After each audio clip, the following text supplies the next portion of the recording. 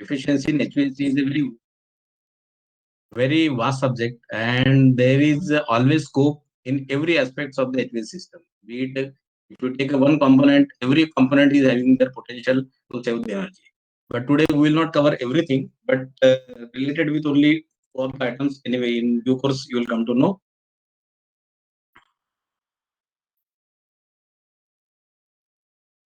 Now, what we are going to cover is the introduction. Introduction means related with HVAC system, then assessment of refrigeration and air conditioning, and certain case studies. What I have implemented in that. How air conditioning system works. I think most of the things are most of the attendees are knowing, but still I will cover it in a very short way. How the energy moves from one side to the another side, means like the one loop to another.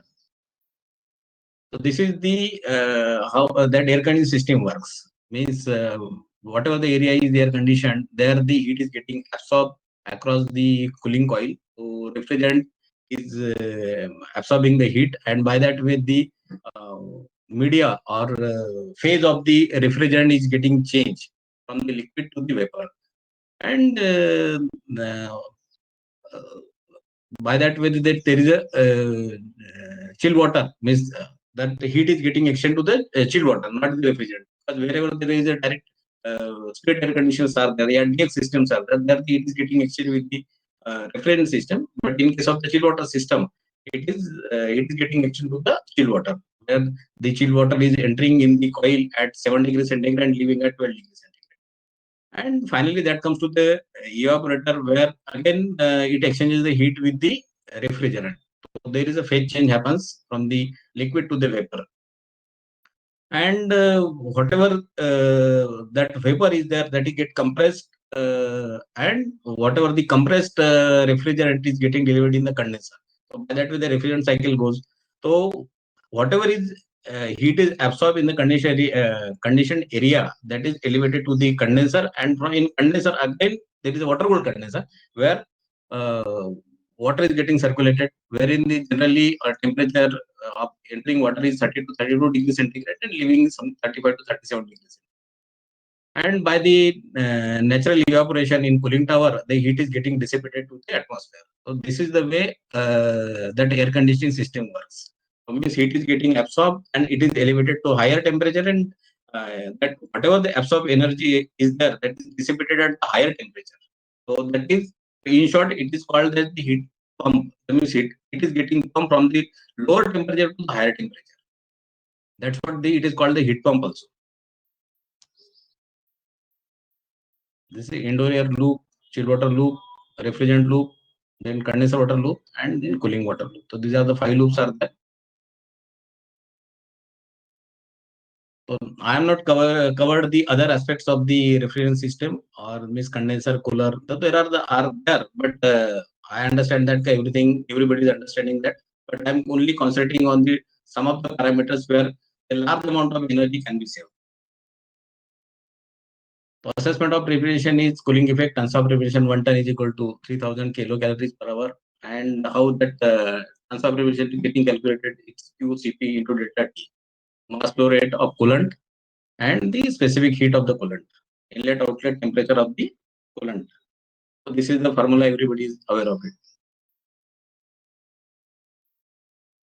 Then certain assessment of the refrigeration, that specific power consumption, kilowatt per ton. So that is the indicator, and that only shows how much is the energy efficient our systems are there. Means everybody says like it is 0.5 kilowatt per ton or 0.7 kilowatt per ton. So that is the indicators are there. So in kilowatt per ton of centralized chill water system, it is not only comprised of the compressor, but there is a chill water pumps, condenser water pumps, cooling tower, all put together, combined together, it comes a kilowatt per ton. But many system, particular chiller vendors they are telling about only compressor, that kilowatt per ton. They do never tell about the kilowatt per ton of the chill water pump or condenser water pump and cooling tower. But as such, for centralized chill water system, it is the all put together that comes out. That is the kilowatt per ton. That COP, particularly in the refrigeration system, the efficiency is getting measured by the COP, that is coefficient of performance. COP is nothing but depends on the evaporator temperature and the condensing temperature. So today we are going to discuss about these two parameters only, where uh, how energy can be saved, and definite these two temperatures only helps in increasing the efficiency, that is the coefficient of performance. This cooling effect in industry, it is calculated cooling effect about the power into compressor. But as per Carnot cycle, it is T by difference of the TC and T. So now you can see these two diagrams like that way. So, and today we are going to discuss about these two only diagrams. It is COP increases with rising evaporator temperature. If the temperature is maintained at, generally it is getting operated at 7 degrees centigrade living temperature from the chiller. But if that 7 is increased to the 9 degrees centigrade or 10 degrees centigrade, then your COP increases. So this is what is there, and of course we will see in other slides. Similarly, in case of the condenser, if the condensing or temperature, entering temperature, if it is reduced down, then also is COP increases. So in Mumbai or other places like this, generally it is getting used at something around 30 to 32 degrees centigrade. Some of the locations also 34 degrees centigrade is the inlet water temperature to condenser. But if you reduce on that one, so in that case, efficiency of the chiller increases. So because of the increase in the COP. So, and in case study also, we'll see that how I implemented that. And another aspect is again related with the air handling unit or the fan coil units. There also there is a much potential about the saving of the energy. So these are the certain measurements. FU, that is the airflow across the FCU or AHU, anemometer, air density, dipole band wet bulb temperature, enthalpy. So how that is calculated? That is TR of the air handling unit. That is Q, which is the airflow into delta of the air density, H enthalpy in and out of air, and divided by 3024. That is the formula. Accuracy of measurements, because for assessment these are very important. Inlet outlet temperature, temperature is to be correct. Again, flow also to be measured, that needs to be correct. One of the parameter in the assessment is the IP, that is integrated part load value, because your chiller will never work on 100% continuously, because there is always variable loads are there, because that is internal load as well as the external load, that is ambient load. So that's what chiller never works 100% throughout. It is partially time, and most of the time it runs into 50 to 75% of full load.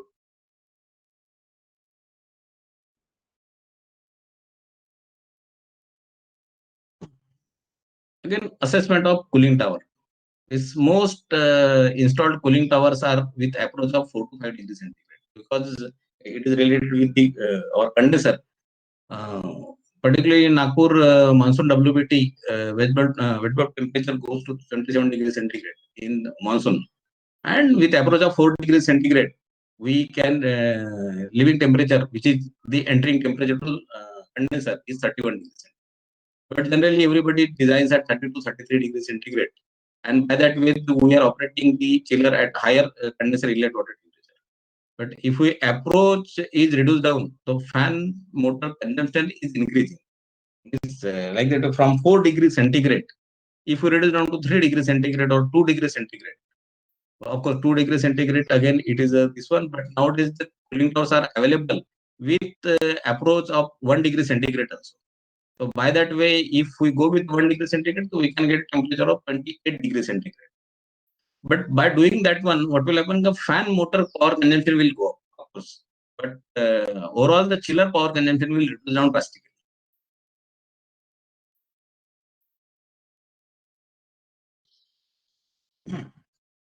Nowadays, low approach cooling towers are available. Means in one of my our projects, we have already installed 1 degree approach cooling towers. So that is giving a lot of benefits. And there is a almost saving of the power around 9 to 10 degree, 9 to 10% of the chiller power. So finally, all these are helping it to reduce down the power across the chiller. The size of cooling tower is bigger, and hence more space requirements are there, and water consumption is also more. The cost of cooling tower is almost 2.5 to 3 times of the conventional cooling tower, and the break even for additional cost is hardly 4 to 6 months. Though the initial cost of this parameter is increasing, but there is a big recovery of the cost is there due to the saving in power consumption.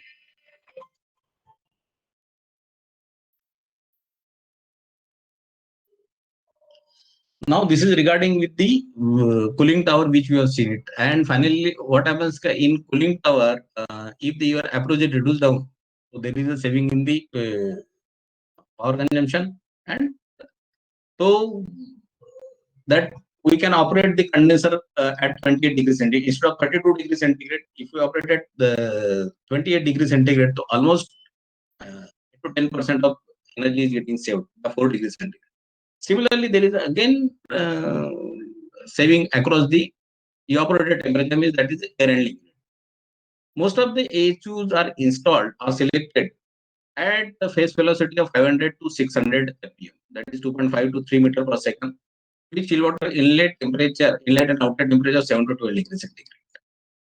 If we reduce down the velocity across that coil, the chill water inlet temperature can vary on higher side. Means instead of 7 degrees centigrade, we can operate at 10 degrees centigrade also, but still getting the same effect. And overall the chiller power consumption reduced down because of the increase in the evaporating temperature. It's chill water entering temperature to the HU, which means we are increasing the temperature of the evaporator. Every one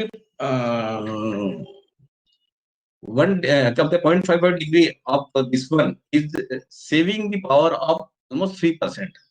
So if 3 degrees centigrade, if the temperature is increased from 7 to 10 degrees centigrade, so almost there is a 10 to 12% of energy saving is there across the chiller. So standard case of HU, that is the 500 to 600, and air living temperature 12.5. If we change to 450 ppm, chill water inlet outlet temperature can be 9 to 12 degrees centigrade with same air living temperature. Air living temperature is not getting changed, but chill water flow increases, which increases the power of the chill water pump, definitely. But overall, there is a reduction in the power consumption of chiller. So, in some of the cases, what happens because of the increase in the water flow, pump is getting of higher size and power consumption increases. But overall power consumption of the system get reduced down. That is what I said. From 7 degrees centigrade, 9 degrees centigrade, if you go, so there is almost saving of 10% in the chill water system.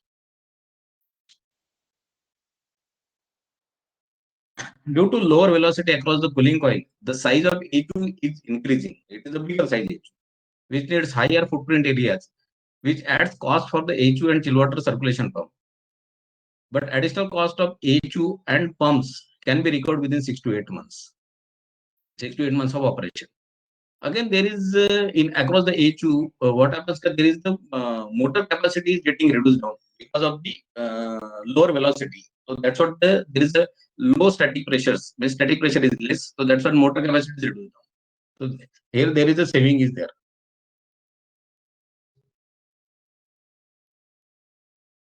If pump is not to be changed, then increase the air quantity. If the air quantity is increased with lower velocity, still there can be saving on chiller operation cost. Means it is not like that every time we need to change the pump also. But if we will not change the pump, then HU air quantity is to be increased. Air quantity means it will be lower velocity, but again the size of the HU will be bigger. So due to increase in the CFM, so air quantity will increase. So fan motor power consumption will slightly increase. Now in earlier case we have seen that the fan motor power of the HU is getting reduced down because of the lower velocity. But as the CFM is increased, that's what the motor power consumption of the HU also will increase. So, but by after increase in the motor capacity, still there will be saving. So these are the assessments of the parameters of the refrigerant air conditioning. Now some of the case studies which I will take it.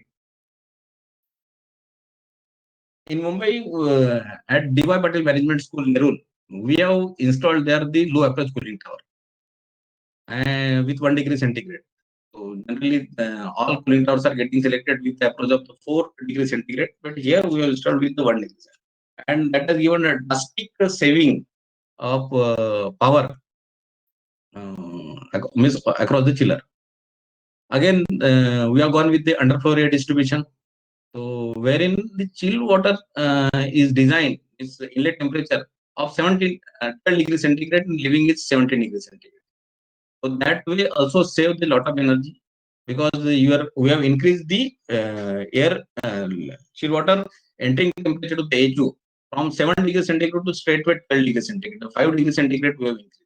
By that way, there is a saving design. All HU we are designed at 450 FPM across cooling coil. Even we can go with the lower 300 FPM also we can go, even 250 also we can. But less than 200 again there is a problem, but still up to 200 we can go. And overall saving in operating cost is by 27% in this project. Means where we have taken the HU we are designed at 450, low approach cooling tower and underfloor air distribution. Considering all this, there is saving of 27% for the conventional air conditioning system.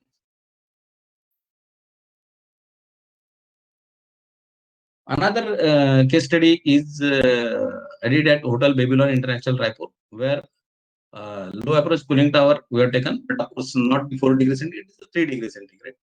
And AHU are designed at 450 FPM across the coil, and coil overall saving in the operation is by 9%. These are the thing which we have implemented.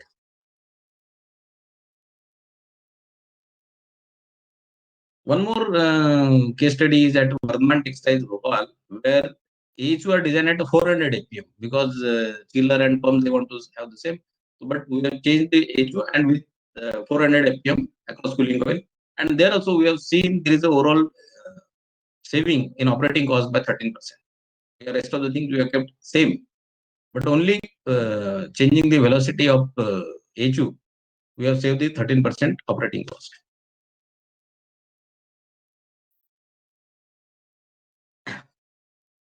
Another this mushroom growing center is there, Balaji Farms. There we have gone with the again low approach cooling tower with 3 degrees centigrade instead of 4. HU designed at 300 FPM across cooling coil, and we have seen that thing there is a overall operating cost saving is by 11%.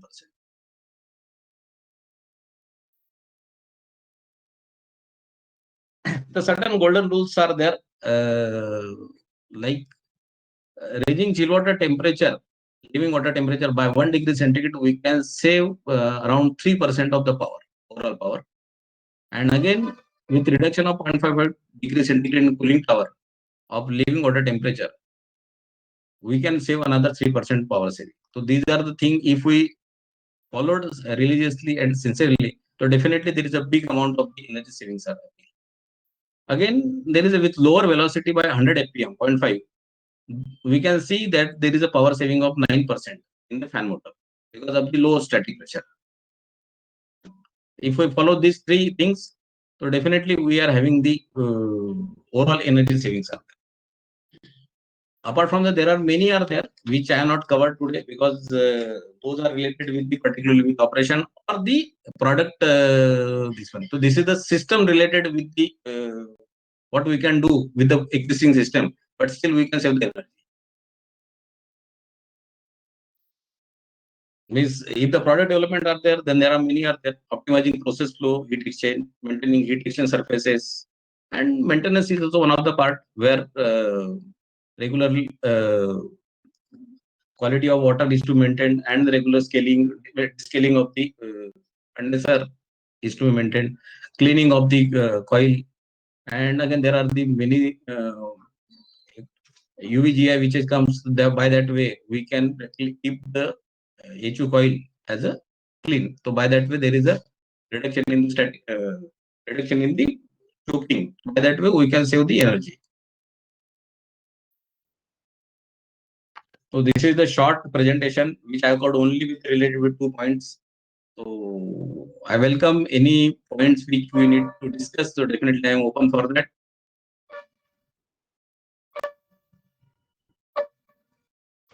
So there are many points are related with the discussion.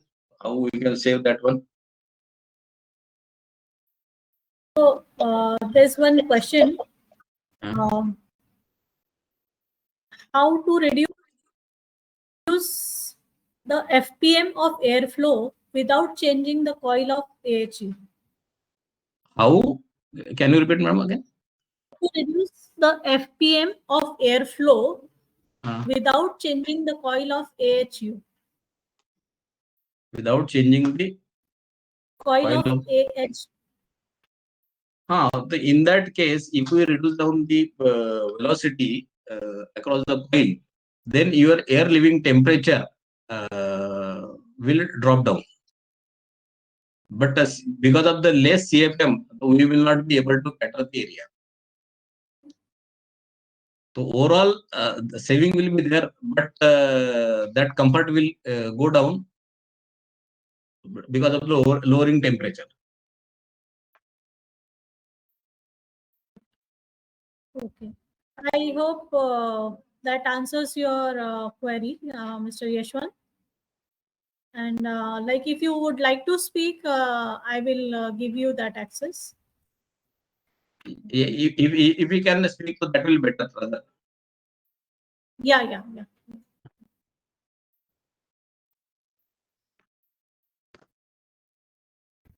Any other question? And for this one, generally, because all these are the implemented solutions are there. It is not some theoretical. It is actually it is implemented, and we have seen the same. Hear me, sir? Yeah. Yeah. Good afternoon, sir. Yashwant here. Good afternoon. Yeah. Sir, my question is that, as you mentioned that with the reduction in the velocity of the airflow, yeah, there will be a reduction in the power consumption, right? Yes. So with the reduction of velocity of airflow can be achieved only by increasing the size of the coil, right? Right. There is no other way out. Yeah, because to maintain the CFM in that area, if I need some 4,000 CFM in that particular area, if I reduce the velocity across in the same HU, then my overall CFM will go down. In that case, to maintain 4,000 CFM and to reduce on the velocity, then I have to go with the higher coil size area. That means we need to go for the higher HU, bigger size HU. Okay, means over in all, the replacement of the components is involved in this retrofit, right? Right. But yeah. Okay, and with the reduction of the velocity, how it will impact the power consumption? Power consumption, because of the reduction in the velocity, if I am my inlet chill water temperature is 7 degrees centigrade, instead of 7 degrees centigrade, I can go with 9 degrees centigrade or 10 degrees centigrade, with getting my air leaving temperature from 12.5 or 13 degrees centigrade. Still, I can get that one because of the reduction in the velocity across the coil. Because air will be have more contact surface area across the coil. Okay, got it, sir. And second is my second question is that, as you mentioned that with the reduction in the velocity of the water flow, it is not the water flow. Water flow, it is reduction in the temperature of the condenser inlet water temperature, not the water flow. Flow will remain same. No, I am talking particularly about HU. Somewhere you have mentioned that if the velocity of water flow is reduced, then there will be a reduction in the power consumption. No, it is the CFM air. Amid of this session only, somewhere you have mentioned. Just a minute. I think velocity will across pump velocity will remain same. It is the air velocity is to be changed. That is one. Water velocity will remain same. Regarding water, it will be the only temperature we are discussing. But not the velocity of the water. Not the velocity of the water. Confirm. Yeah. Okay. So we need to take care of the velocity of the airflow, right? And second is the set temperature. Yeah. Okay, sir. Thank you very much, sir. Thank you very much for enlightening with your knowledge. Thank you. Welcome. Okay. You had always been my guru, sir. Yeah. Welcome. Good. Okay. Nice to hear you. Any other question, ma'am? Can I see in the chat box? Because first time I'm you using can the check, Duo. but I think First there time is. using the Duo, I'm not comfortable. Any convenient this one, where it is what? That I also don't know. Yeah, so there is one. There are two more questions. So this is from Mr. Dilesh Bhatt. Any options for improving efficiency of AHU fans? Yeah, AHU fans, particularly now, there are many fans which has come. It is like the centrifugal fans. Now plug fans has also come. So that is giving more efficiency than your centrifugal fans. So that is again a different subject. So as such, if you change from the centrifugal fan to plug fan, so your efficiency is definitely increasing. So by that way, you can improve your efficiency of AHU. Sir, shall I interrupt in between? Yeah. Even the plug type fans, they are also centrifugal type only, no? Yeah, but they are mounted also on the same shaft. Mounted on the same shaft, so that the belt losses can be minimized, reduced, or eliminated. Okay, sir. Yes, Mr. Dilesh, I hope that answers your question. And now we have next question from Mr. Nageshwara KH. So his question is, what about conservation opportunities at the load side? On the load side, definitely there are many are there, of course, which is not covered in this load calculations. So particularly construction of the building, then your lights are there. So by changing that kind of thing means now instead of light density which is there earlier, it was getting calculated to as a 1 watt per square feet. Now it is reduced down to even LED with LED lights. We can go with the 0.3 watt per square feet also to that extent with the same efficiency of the light. Similarly, the construction material. So by that way, we can reduce down the total load. Your ambient and wall this heat load means heat transfer through the wall and ceiling. It generally contribute to somewhat 40 to 50% of your overall load. If you change the construction material, that can be reduced down to somewhat from 50% to 20-25%. So by that way, we can reduce down the load. Then utilizing your radiant cooling by the wastewater, so that also can reduce down your overall load. So there are many are there. For that one, we can have the separate session because anyway that topic was not intended for today. So that's what that is not covered. Otherwise, I'm making the presentation on that also. So we can cover in a separate session for how to reduce down the load. Hope you got the clarity because that itself is a big session to cover each and every point. There is a how can we can save across the light, construction materials, even insulation by using the insulation. All these opportunities are there on the load side. Okay. Yeah. So any further questions? Let me check. Yeah. So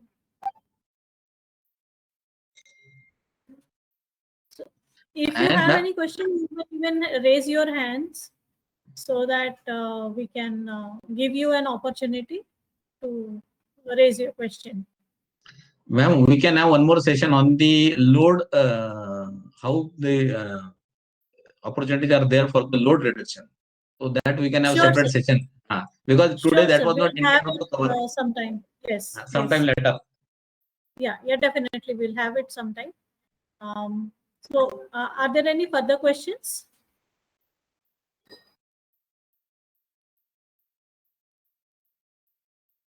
Yeah. Ma'am? Yeah, just one second. There's somebody. Yes. Mr. Yashwant, you can speak. Thank you very much, ma'am. Can we get the recording session of recording of this session?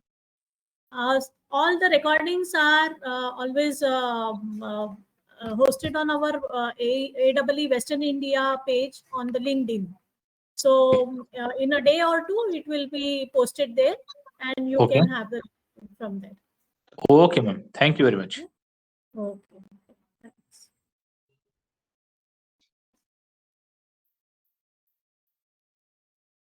Yeah. Now, since we have time today, so I think I would again, for those who are new to this platform, so let me brief more about AEE and its benefit. Give us like if you can stop the presentation, I would like to present mine. Yeah. Thank you, sir.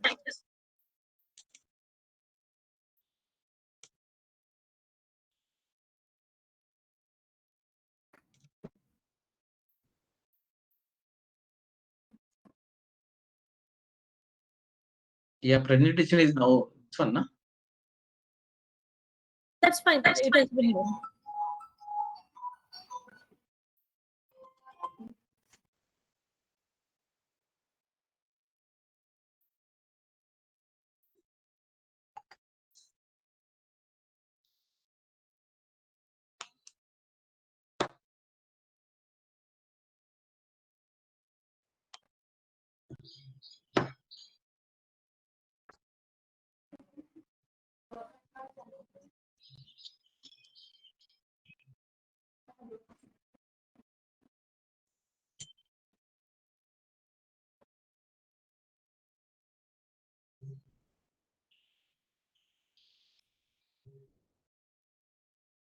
Yeah. Is my screen visible? Yeah. Okay. So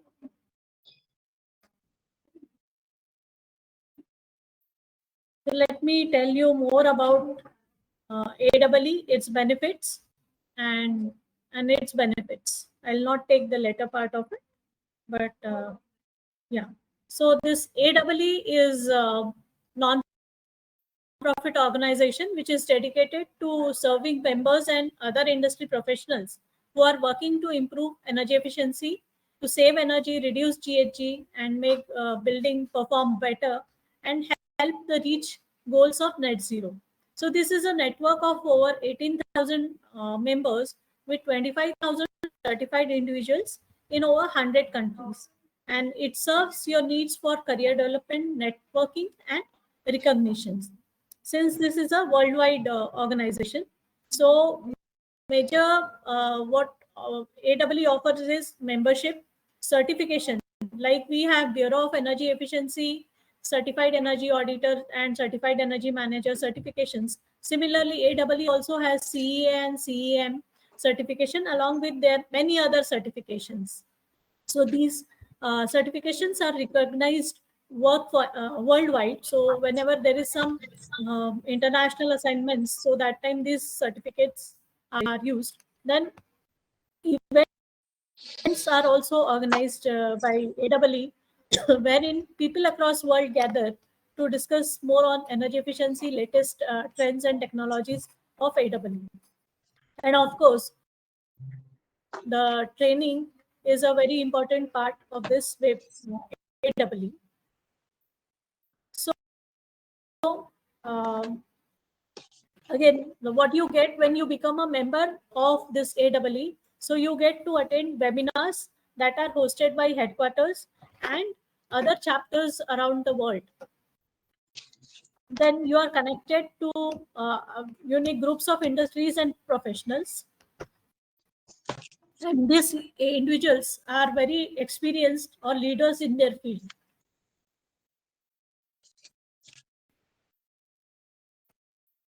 Then there are events like GlobalCon, EMC, WWC, that is World Energy Efficiency Conference.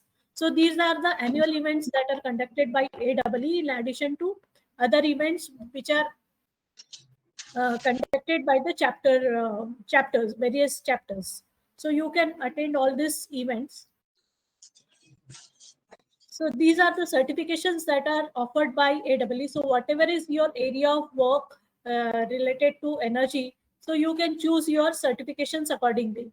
CEM, that is Certified Energy Manager, CMVP, that is Certified Measurement and Verification Professional, EEP, that is Energy Efficiency Professional, that is Building Energy Professional, and CIEP. So there are different type of these certifications. Then Ma'am, sorry to interrupt. Are you displaying, showing something? Only there is nothing in visible. Huh?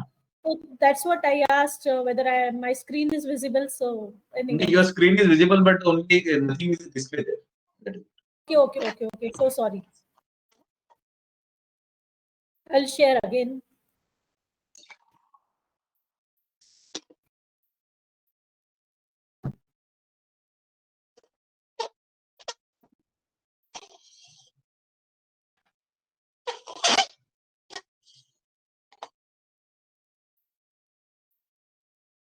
Now it is visible. Now it is visible, right? Okay.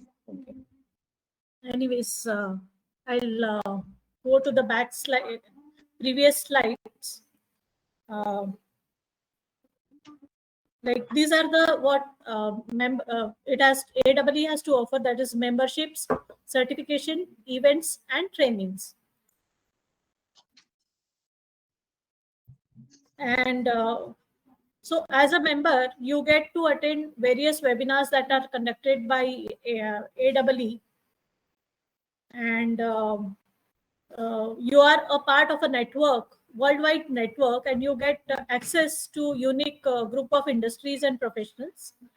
And these individuals are often are very experienced in the field. Then various events that are annual events that are conducted by AEE as Global Con, then EMC, and WEEC, that is World Energy Efficiency Conference. So all these are conducted by AEE USA. And in addition to this, the chapters, various chapters also conduct events, and which you can attend. These are the certifications that are offered by AEE. And also I'm giving you links so that you can go to the links and check it. So this is Certified Energy Manager, then CMVP, that is Certified Measurement and Verification Professional, EEP, that is Energy Efficiency Professional, Building Energy Professional, and so on. Then for Energy Service and Commissioning also you have certifications, that is Certified Energy Auditor, CBCP, that is Certified Building and I'm not very sure about this. So these are the various certifications that is offered. Then for Sustainable Development, that is Certified Water and Energy Professional, Renewable Energy Professional, and so on. These certifications are there. So you can again attend this AEE events also. And these events are attended by professionals from commercial business, government institutions, and municipals and industries. So you get a good network. So all this what I am sharing here, this is in additional to what AEE Western India chapter is offering. This is all offered by AEE headquarters. And in addition to this, each and every chapter also conduct their own events, like we are conducting this webinar series.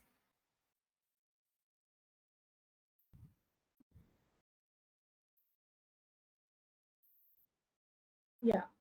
Then various awards and recognitions are also there by AEE. So you can apply for those awards as a chapter member. You can apply for that and get recognition. So early in previous years, various awards have been received by AEE Western India chapter members also. That is Energy Professional Development by Milind Chittawar, MDC Tech Solutions. Then Energy Project of the Year. So this was Mr. Syed for their project at Taj Yashwantpur, for energy saving project at Taj Yashwantpur. Then Asia Subcontinent Region Innovative Energy Project Award for 2016 by Maharogi Seva Samiti Anandvan Varora for their this solar energy project. So here you can see the various award categories. There's Energy Engineer of the Year, Corporate Energy Management, Institutional Energy Management, Energy Professional Development, Energy Manager of the Year, Energy Project of the Year, and that is national and international categories, and Innovative Energy Project of the Year, and Energy Innovator of the Year, and Young Energy Professional of the Year. So these are the various awards, and generally it is in the month of February, this award nominations are submitted.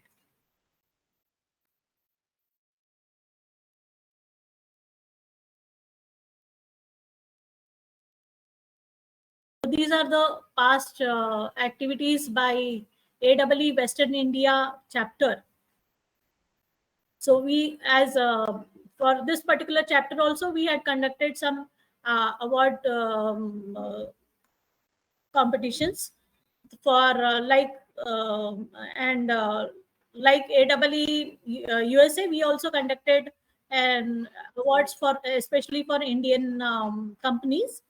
And so the various categories were again almost similar to that was in AEE USA, and it was attended on by large number of people, and it was held in Mumbai.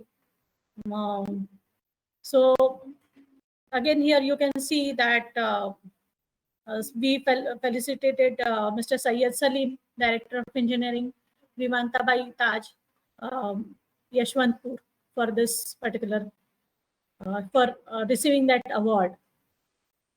Also, the various panel discussions were also held on these occasions. And for this year, again, we are conducting, already having this webinar series. And since we started this webinar series in the month of January, so we have covered now 6 sessions until now, and we are going to continue it throughout the year. So that means more 18, for which you all are already registered. So you can attend these sessions. And in addition to this, we are again going to conduct some panel discussions and case study presentation by members. And quarterly newspaper is also planned. So for which we will be communicating with you all very soon. So these are the chapter officers of AEE Western India.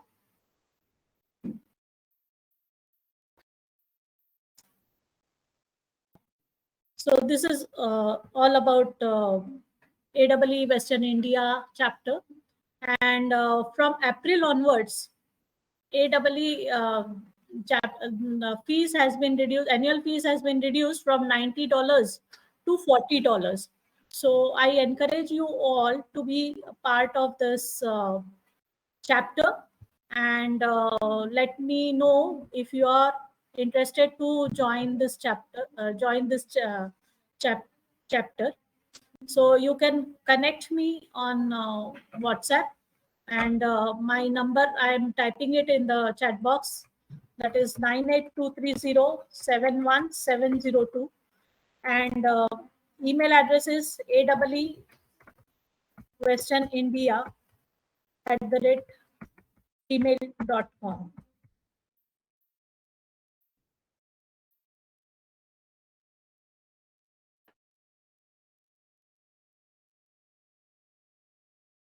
So if you have any queries or doubts regarding this memberships, then you can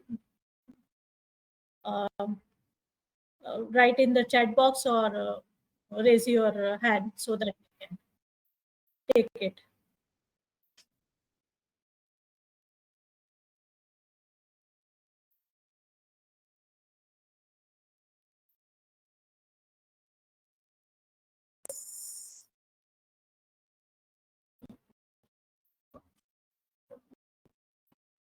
Yeah, any questions regarding the memberships or AEE Western India chapter activities?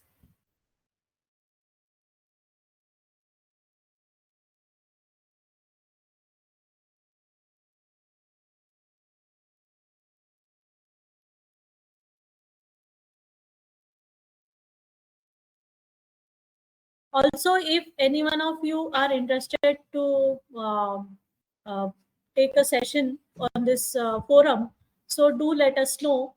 We will keep it in our list, and whenever there's an opportunity, we will let you know.